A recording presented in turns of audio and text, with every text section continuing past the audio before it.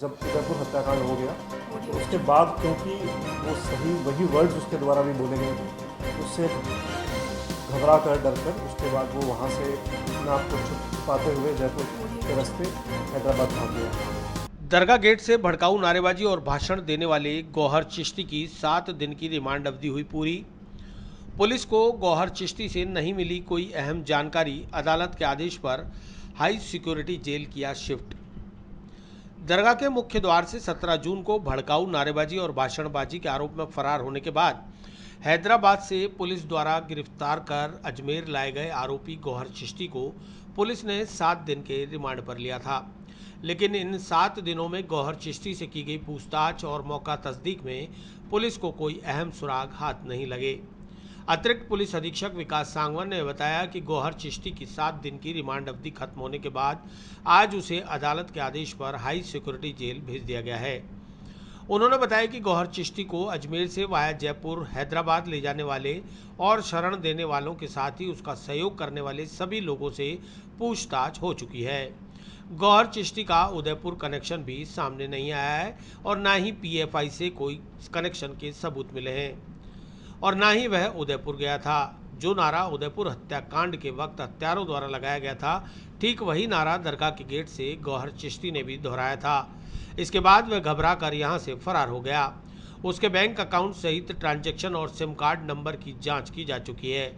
आगे आवश्यकता पड़ने पर और पूछताछ की जा सकती है। फिलहाल अदालत के आदेश से उसे हाई सिक्योरिटी जेल में शिफ्ट कर दिया गया है, जहां पहले से ही 5 आरोपी बंद हैं। उन्होंने बताया कि फिलहाल एनआईए या एसआईटी ने उनसे कोई संपर्क नहीं किया है। अगर करेंगे तो वह पूरा सहयोग करने को तैयार हैं। गौरतलब है कि आरोपी गौहर चिश्ती, फ़खर जमाली, मोइन ताजिम सिद्दीकी, रियाज हसन के खिलाफ आईपीसी की धारा 115, 302, 117, 143, 149, 188, 504 और 506 के तहत मुकदमा दर्ज है। गौहर चिश्ती 22 जुलाई तक पुलिस रिमांड पर था, जबकि अन्य आरोपी न्यायिक अभिरक्षा में हाई सिक्योरिटी जेल में पहले ही बंद हैं।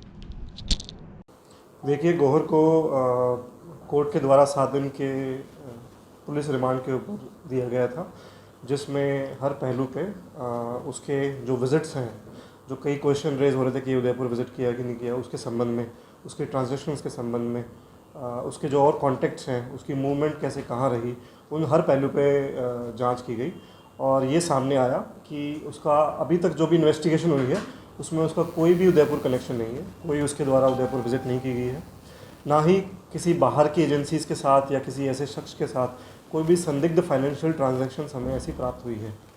साथ ही जो उसकी मूवमेंट के बारे में है, वो जब उदयपुर हत्याकांड हो गया तो उसके बाद क्योंकि वो सही वही वर्ड्स उसके द्वारा भी बोले गए थे, उससे घबरा कर डर कर उसके बाद वो वहाँ से अपने आप को छिपाते हुए जयपुर के रास्ते हैदराबाद भाग गया। फिर जैसे ही पुलिस को अपने तरीक़ों से जानकारी पता लगी, पुलिस ने उसे गिरफ्तार किया और उसको रिमांड पे लिया।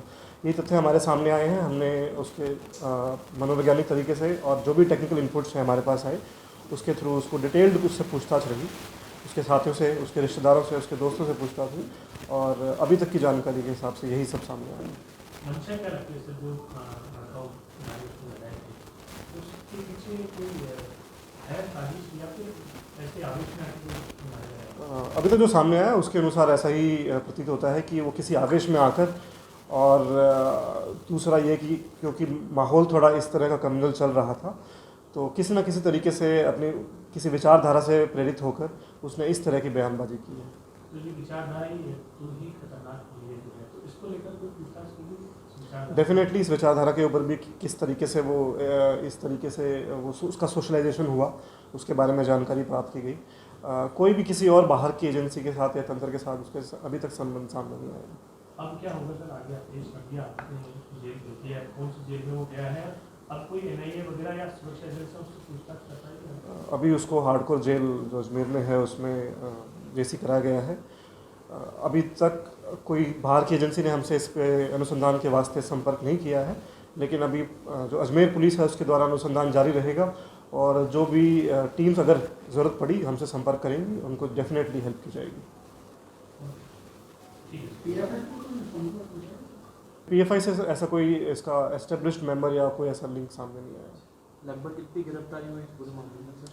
इस मामले में अभी तक 4 लोग पहले गिरफ्तार हो चुके थे, ये 5वीं गिरफ्तारी थी। साथ में जिन लोगों ने इसको लुकने छिपाने में शरण दी उनको भी गिरफ्तार किया गया, लेकिन क्योंकि वो जमानती अपराध था तो उनको साथ ही पुलिस द्वारा जमानत दी गई। नासिर को भी जमानत दी गई? नासिर को भी उससे पूछताछ की गई, उसके बाद उसको जमानत दी गई।